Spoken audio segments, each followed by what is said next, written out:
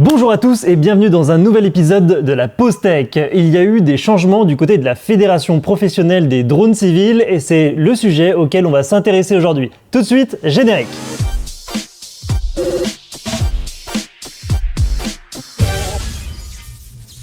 Alors vous allez me dire, mais qu'est-ce que c'est que la Fédération professionnelle des drones civils? Eh ben c'est une des fédérations, en gros on pourrait appeler ça presque un syndicat, qui réunit des pilotes de drones professionnels et qui permet d'avoir plus de poids au niveau national. La Fédération professionnelle du drone civil réunit à la fois les opérateurs, c'est-à-dire les professionnels qui font des opérations de prestation, des formateurs, donc tous les centres de formation, et également des fabricants de drones. Au niveau des actions de la FPDC, on pourrait citer par exemple la participation au Conseil du drone civil qui travaille entre autres avec la DGAC, des travaux qui sont faits autour de la réglementation de l'Union européenne ou encore tout simplement des actions de communication et d'aide auprès des opérateurs de drones civils quand il y en a besoin. En toute transparence, je suis moi-même adhérent de la fédération depuis un peu plus d'un an aujourd'hui et il y a eu des mouvements ces derniers temps. Le précédent board qui avait pour présidente Marianne Renaud et son vice-président Guillaume Arguerol, si je le prononce bien, ont démissionné le 12 février et un nouveau président, Bastien Alloran, est arrivé le 28 février. Alors pourquoi est-ce que je parle de la fédération professionnelle des drones civils aujourd'hui? C'est parce que bien souvent, elle a été critiquée pour son manque de représentativité. On ne savait pas qui étaient exactement les personnes qui étaient à la tête de la fédé, on savait pas exactement ce qui était fait et quelles étaient les actions concrètes. Et si je vous en parle aujourd'hui, c'est parce que justement j'ai l'impression qu'il y a un changement auprès de la fédération et j'aimerais mettre ça en lumière pour voir un petit peu ce qui va se passer dans les prochaines années. Et pour parler de tout ça, j'ai la chance aujourd'hui de pouvoir interviewer le nouveau président, Bastien Alloran, qui est en ligne avec nous. Bonjour Bastien. Bonjour Gauthier. Alors Bastien, est-ce que la présentation que j'en ai faite a l'air de correspondre ou est-ce que tu souhaites rajouter des choses sur les actions de la Fédé? Je trouve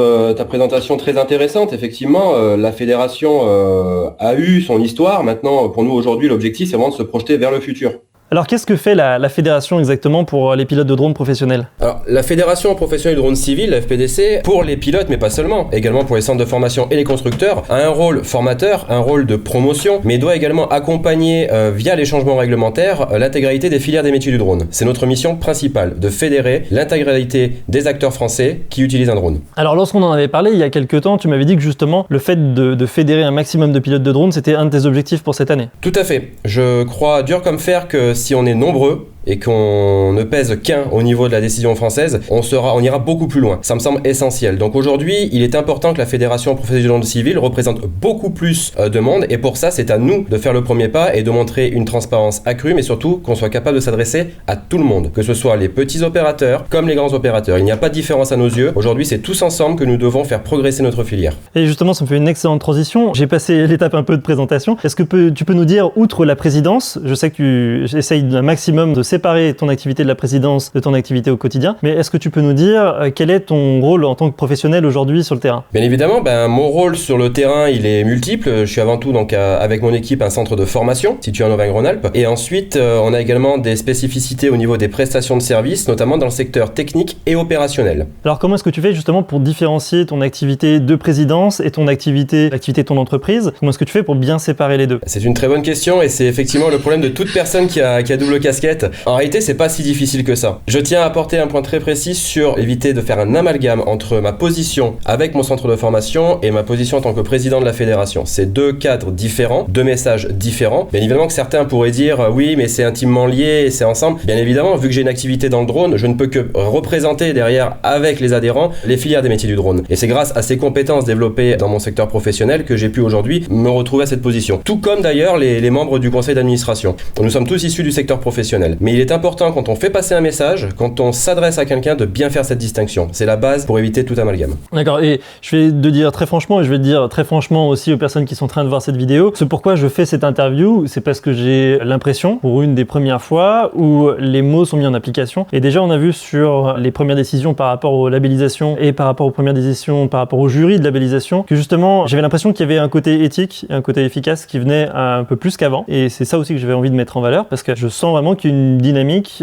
qui a l'air d'améliorer les choses. Je le dis de manière très franche, on pourra me dire ce qu'on veut dessus, mais c'est ce que je ressens en tout cas pour cette année de la fédération. Donc du coup, c'est quoi les grands axes que tu planifies pour cette année? Alors on a parlé justement de la labellisation il y a quelques instants. Tu peux nous parler peut-être un peu de la labellisation, ce qui est en cours, et quels sont les autres projets que tu souhaites mener sur cette année? Tout à fait, l'année 2020 est une année très riche pour la fédération ainsi que pour l'intégralité des acteurs du drone en France, puisque le premier sujet auquel on s'est attaqué vivement, c'est la labellisation. Aujourd'hui, on a vraiment à cœur d'accompagner les acteurs qui vont utiliser cette labellisation, qui vont être pour le coup labellisés. L'objectif, c'est pas effectivement que ce soit une fin en soi d'avoir lancé cette labellisation, mais bien qu'il y ait une progression dans le temps, une adaptation, on va dire déjà au cadre réglementaire que l'on va rencontrer d'ici quelques mois, mais s'assurer que la labellisation est bien là. Donc c'est le premier sujet phare lancé par la fédération il y a quelques jours. Le second, c'est la normalisation. C'est tout ce qui va toucher à la réglementation européenne. C'est un tournant majeur dans l'histoire de la France pour tout ce qui va toucher le milieu du drone, et on se doit d'être prioritaire et d'être au devant de la scène par rapport à ce sujet-là. On ne peut pas se permettre de relayer une information qui a déjà été relayée 300 fois sur Internet. On se doit au contraire d'être dans les prises de décision, mais aux côtés de nos adhérents. Et c'est sur ce sujet-là d'ailleurs que je rebondis, parce que le vrai travail de fond qui va être fait en 2020, et ce sera avec les adhérents, avec ceux qui sont actuellement présents, mais avec les prochains qui vont nous rejoindre, parce que j'y crois fortement. Pour moi, si on a un message de transparence, de clarté, d'éthique, et qu'on montre qu'on est capable d'allier aussi bien nos mots à des actions, à ce moment-là, les gens ne s'y trompent pas. On ne vient pas de certaines sphères ou pour des intérêts, on va dire, personnels, mais tous les gens qui font partie de ce conseil d'administration et qui font partie de cette nouvelle équipe ont bien à cœur de répondre présent pour les enjeux qui seront donc la normalisation, la réglementation, la labellisation, mais surtout le fait de faire front ensemble pour défendre notre métier. Donc du coup, la fédération, de manière publique, pour les personnes qui regardent cette vidéo et qui ne connaissent pas forcément, on va la retrouver sur quel type d'événement,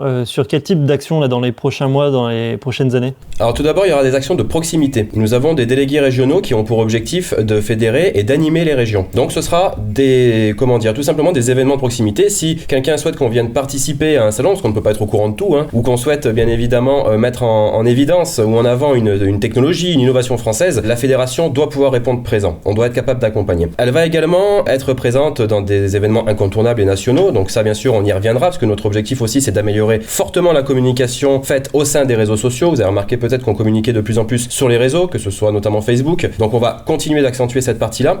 Mais je tenais à préciser surtout une chose. Ce qu'il ne faut pas oublier derrière la fédération, et ça, vous pouvez me faire confiance, ce sera quelque chose qui sera comblé assez rapidement, c'est d'identifier qui est à la fédération. On n'est pas effectivement une tour d'ivoire ou quelque chose de très austère où on se dirait oulala, c'est le club des 14, ils sont cachés, on ne sait pas qui c'est. Voilà, on va mettre tout de suite un terme à tout ça. Il faut bien comprendre que derrière la fédération se cachent des acteurs professionnels du drone qui sont bénévoles avant tout, mais qui ont à cœur, qui ont une vocation, c'est de faire avancer les filières des métiers du drone. Et à part donc un intendant que nous avons, un permanent qui va répondre à la plupart des emails ou qui va pouvoir aider dans les affaires communes, l'intégralité des autres acteurs qui font partie du conseil d'administration, et moi y compris, ne sommes que des bénévoles. Et ça, c'est important. Donc on va apporter cette clarté-là. On va diffuser de plus en plus de vidéos pour identifier qui fait quoi, mettre des visages derrière des titres et autres qui pouvaient paraître très pompeux jusqu'à maintenant. Mais voilà, il est important, je pense, de désacraliser cette partie-là pour être capable de montrer aux gens, regardez, on est comme vous. Notre seule volonté, par contre, c'est de faire avancer le métier du drone. Et d'ailleurs, tu fais bien de le préciser, parce que j'ai parlé de la présidence, j'ai parlé pour l'instant de 2-3 personnes de manière assez restreinte, mais du coup, il y a toute une équipe qui t'accompagne. C'est combien de personnes aujourd'hui et qui sont réparties sur combien de sujets, sur quel type de sujet? Alors, pour le moment, il y a une quinzaine de personnes qui m'entourent, et je suis très heureux que tu me poses la question, puisque c'est pas moi seul qui prend les décisions et c'est pas moi seul qui fait avancer le schmilblick, comme on dit. C'est bien parce qu'il y a une équipe derrière, et parce qu'on a du respect, de la tolérance les uns envers les autres, et qu'on est capable de s'écouter, de débattre, pour trouver, on va dire, une explication la plus logique et sincère. Donc derrière, il va y avoir des délégués régionaux, donc qui ont le même découpage que à la DESAC en fait, ce sont les mêmes régions. Il y a un délégué régional derrière chacune des régions. Donc il va y avoir ce principe de proximité géographique. À la tête justement des délégués régionaux, il y a un délégué général qui a pour but de chapeauter justement les régions et de s'assurer que la problématique qu'on peut retrouver sur tel ou tel département est correctement remontée au niveau national, mais qu'en même temps, une information nationale importante est correctement redescendue au niveau départemental ou régional. Le point très important, c'est le maillage des régions vers le national. Ensuite, il va y avoir une partie spécificité. Je réfléchis par exemple aux différents délégués qu'on a. On va avoir des délégués spécialisés dans la formation. La formation est le point névralgique d'un professionnel. On ne peut pas se permettre d'être professionnel dans le milieu du drone si on n'a pas reçu une bonne formation. Ça semble essentiel et c'est le cas dans beaucoup de secteurs d'activité. Donc il y a un pôle formation qui se charge de ça. On va avoir un pôle également sur la sécurité des vols qui va se charger de vérifier tout ce qui va être en rapport avec la sécurité même de l'aéronef, du vol, la réalisation d'une mission. On va avoir aussi des gens qui vont traiter plus l'aspect réglementaire, qui vont également s'attaquer à la partie de l'Union européenne, et on va avoir aussi des gens qui vont charger plus au niveau des opérateurs. Donc qui seront des liens directs en fait, soit par spécialisation, soit par l'aspect géographique. Et bien évidemment, un sujet qu'on n'oublie pas, qui est l'aspect constructeur, puisque nous avons en France la chance d'avoir un vivier de technologies et de personnes qui réfléchissent tous les jours à des nouveaux procédés, soit techniques, soit applicatifs, et ils méritent, tous ces gens-là, d'être mis en avant. Voilà. Pour terminer l'interview et élargir un petit peu, tu m'avais dit que tu avais une vision assez claire de ce qu'allait être la Fédération professionnelle du drone civil pour les prochaines années. C'est quoi l'axe stratégique justement pour l'avenir à moyen long terme ? Moyen long terme, c'est en fait tout simplement dans le nom de la FPDC, c'est de fédérer. C'est clairement ça. Et c'est ne pas passer par des messages effectivement subliminaux ou des mots qui ne seraient pas suivis d'action, mais c'est vraiment très clairement de fédérer. C'est le maître mot que nous allons avoir à la fédération. Eh ben, en tout cas, via cette interview, on prend acte et on espère que du coup, il va y avoir toutes ces améliorations qui vont être portées cette année. Et je tiens à dire que sur cette vidéo, moi aussi, je prends un petit peu un risque vu que l'image de la fédération n'a pas été toujours beau fixe pendant ces dernières années. Donc j'espère que ça permettra, sans prendre parti, de mettre en aspect de la Fédé qui est en train d'évoluer. Et ensuite, nous serons tous juges de voir comment ça évolue au fur et à mesure des prochaines années. Mais en tout cas, j'espère que ça ira que vers le positif. En tout cas, merci beaucoup Bastien de nous avoir accordé cette interview. J'espère que ça aura été intéressant pour vous aussi qui regardez pour découvrir une facette du monde professionnel. À très bientôt. À bientôt Gauthier, merci. On pourra se refaire ça éventuellement dans quelques mois si tu le souhaites, au fur et à mesure d'action. Ça sera toujours avec plaisir qu'on t'accueillera ici. Eh ben c'est avec grand plaisir Gauthier et je n'y manquerai pas. Impeccable, à très bientôt. Au revoir. À bientôt, au revoir. Et ben c'est la fin de cette vidéo, merci à tous de l'avoir suivi. Si vous avez des questions sur la Fédé, je pense que Bastien sera attentif à tous les commentaires qui sont en dessous de la vidéo et du coup on n'hésitera pas nous y répondre sur ce qu'on peut répondre et eux aussi à répondre sur ce qui les intéresse. Comme vient de le dire Bastien, ils ont ambition d'être plus présents sur les réseaux sociaux, donc je pense que ça sera l'occasion aussi de le voir. En tout cas, si vous avez envie de voir plus ce genre de vidéos, n'hésitez pas à nous en faire part également dans les commentaires et on espère que ça vous aura plu. Je vous dis à très bientôt et je vous souhaite de bons vols. Salut!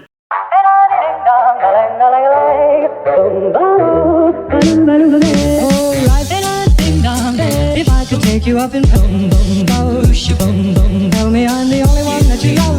Life could be a dream, sweet.